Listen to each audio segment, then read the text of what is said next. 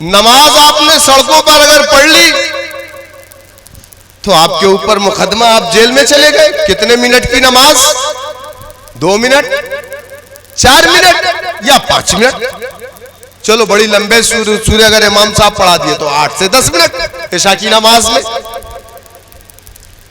1 महीना कांवड़ यात्रा पे पूरे उत्तर प्रदेश की सड़कें बंद थी। वो किसी के बाप की सड़कें नहीं, हमारे टैक्स के पैसे से बनी हुई सड़कें थी। लेकिन आपके लिए ममानियत क्यों? कभी सोचा आपने? नहीं सोचा हमने। किसी ने आवाज उठाई, लूलू माल में जाकर के 4 लड़कों ने नमाज पढ़ ली, पूरा उत्तर प्रदेश सर पे उठा लिया, पूरा नेशनल मीडिया नमाज पढ़ ली, नमाज पढ़ ली, नमाज पढ़ ली। नमाज पढ़ ली, तुम सड़कों को जाम करके पूरे उत्तर प्रदेश की पश्चिमी यूपी से लेकर के गाजियाबाद से गाजीपुर तक की नेशनल हाईवे को एक तरफ बंद करके आप लोगों ने कांवड़ यात्राएं निकाली, लोगों को लाठियां मारा, डंडे मारे, गाड़ियों को जला दिया, गाड़ियों को तोड़ दिया, शराब पिया, क्या क्या नौटंकी नहीं की इन लोगों ने धर्म के नाम पर। बताओ आप, कुछ हुआ? कुछ नहीं हुआ। क्यों नहीं हुआ जानते हैं आप? इसलिए नहीं हुआ कि उनके पास एक बहुत बड़ी ताकत है। वो ताकत किस चीज की है? पैसे की नहीं। आप 10 माले का घर बना लो, झूठा मुकदमा लगा करके सबसे पहले आपके घर को गिरा देंगे, है ना? रोक पाओगे? नहीं रोक पाओगे। मुख्तार अंसारी अतीक के घर को गिरा दिया। उससे बड़ा कौन था उत्तर प्रदेश में ताकतवर? चलिए सियासत की बात करते हैं तो सियासी ताकत भी उनके पास थी। 8 बार 10 बार से एमएलए थे, उनके भाई एमपी है ना? एक भतीजा एमएलए है, बेटा एमएलए है।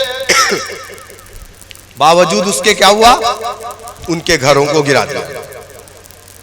क्यों? कभी आपने सोचा इस चीज को? क्यों ये चीजें हो रही है?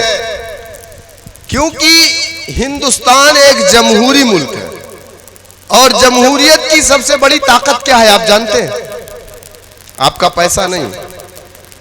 आप कितना भी पैसा दो तब भी आपको जमानत करवानी ही पड़ेगी, है ना?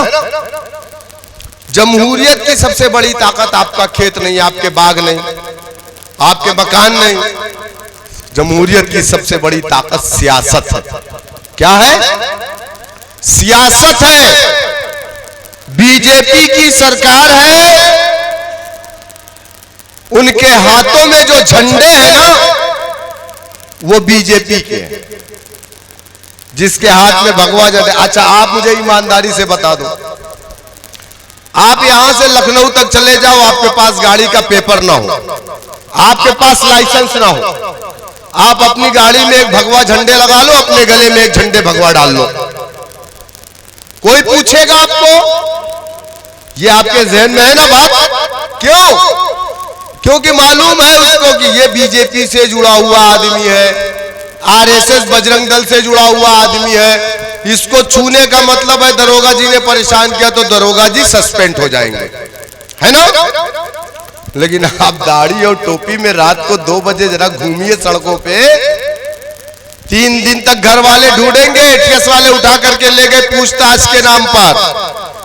5 दिन के बाद टेलीविजन पे आपके घर वाले देखेंगे, अरे बोले मेरा बेटा आतंकवादी कब से हो गया, है ना? और फिर 25 साल तक आप प्रूफ करते रह जाओगे अदालत में, मैं आतंकवादी नहीं हूं, मैं आतंकवादी नहीं हूं। तब आप छूट करके आओगे, तब पता चलेगा कि एटीएस वालों ने क्या क्या किया आपके साथ। ये जो नाइंसाफी हमारे साथ हो रही है, क्यों हो रही है? कभी सोचा आपने? क्योंकि हमारे पास वही परचम नहीं, क्योंकि हमारे पास वही परचम नहीं है जो हमारी पहचान है। अल्लाह के रसूल सल्लल्लाहु अलैहि वसल्लम के दौर से या उसके पहले आप देख लीजिए, किसी दौर में इस्लाम बगैर परचम के नहीं रहा। इस्लाम की पहचान या मुस्लिम बस्तियों की पहचान उसके परचम से या मस्जिद की मीनारों से होती है। मस्जिद में मीनार क्यों बनाए जाते हैं मालूम है आपको? इसीलिए ताकि दूर से मालूम हो जाए कि वहां मस्जिद है, तो जाहिर सी बात है कि वहां आसपास मुसलमान रहते होंगे। लेकिन आज हमने अपनी पहचान को खो दिया। साहबा इकराम जब जंग में हुआ करते थे ना, उनके हाथ में परचम, एक हाथ में तलवार होती थी,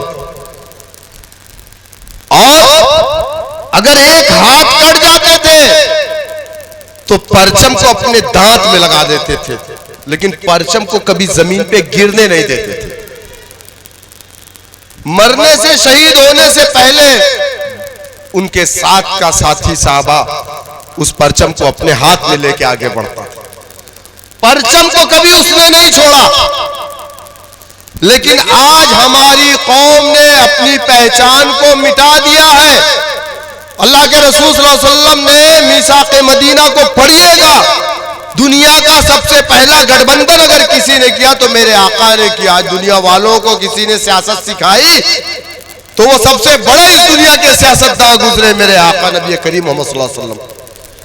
लेकिन एक अलग चीज है कि लोग आज सियासत आका के तरीके की नहीं पसंद करते, लोग आज सियासत यजीद के तरीके की पसंद कर रहे हैं, जिसके दिल में कुछ और जबान पे कुछ।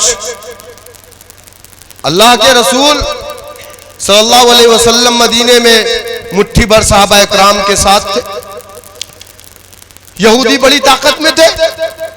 अल्लाह के रसूल सल्लल्लाहु अलैहि वसल्लम ने अपना एलची भेजा और कहा, जाओ यहूद के उस कबीले से कह दो कि हम तुम पर हमलावर नहीं होंगे और तुम भी हम पर हमला नहीं करोगे, लेकिन मदीने की जो बाउंड्री है, इस बाउंड्री के अंदर बाहर से कोई भी हमलावर आएगा तो हम दोनों मिलकर के उस दिफा करेंगे, उसका मुकाबला करेंगे। लेकिन अल्लाह के रसूल सल्लल्लाहु अलैहि वसल्लम ने यहूदियों के परचम को अपने कंधों पर नहीं लिया था, नऊज़ बिल्लाह। मुट्ठी भर सहाबा इकराम को लेकर के गठबंधन की बात की थी, ना कि जाकर के उसमें शमूलियत की थी। हमेशा अपनी पहचान को बाकी रखा था। और कुरान ने भी कहा है कि ऐ मुसलमानों, तुम्हारा तुम में से अपना अमीर हो, तुम्हारा अपना अलम हो, तुम्हारा अपना परचम हो, और तुम्हारा अमीर किसमें से हो? तुम में से हो, यानी कलमा ला इलाहा इल्लल्लाह मुहम्मदुर रसूलुल्लाह पढ़ने वाला। लेकिन हम आज अपनी पहचान को हमने खो दिया, हमने अपने परचम को खो दिया। आज इस देश के अंदर जितनी कौमें बसती है, हर कौम के पास अपने परचम। राजभर समाज पीला परचम लेके चल रहा है, दलित समाज नीला परचम लेकर के चल रहा है, यादव समाज लाल हरा लेकर के चल रहा है, हिंदुत्व की आइडियोलॉजी का भगवा कलर लेकर के चल रहा है। आपका परचम कहां है? आपका परचम कहां है? आशिकाने रसूल, मैं आपसे पूछ रहा हूं, ये हरा परचम आपका परचम है, और सियासत में अगर कामयाब होना है तो वो तरीका आका नबी करीम सल्लल्लाहु अलैहि वसल्लम के तरीके पे चल के कामयाब हो सकता है, किसी को तकलीफ दे करके नहीं।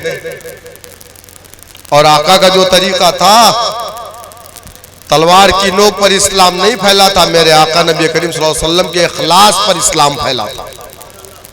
समझ रहे ना? लेकिन आज हमने हमारे तरीके को खो दिया।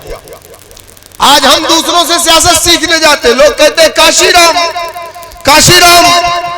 अरे आपके पास तो एक इतना बड़ा लीडर था जो आज भी जिंदा है, जिसकी सीरत को पढ़िए, उससे अच्छा दुनिया में ताजिर कोई नहीं आया, उसके जैसा सादिक कोई नहीं आया, उसके जैसा सियासतदान कोई नहीं आया। अरे इस दुनिया में जो सबसे टॉप का लीडर होगा आज की तारीख में, वो मेरे आका के पैरों के तलवों का धोल भी नहीं। हमको तो सब कुछ विरासत में मिला, लेकिन हम उसको अपना नहीं रहे।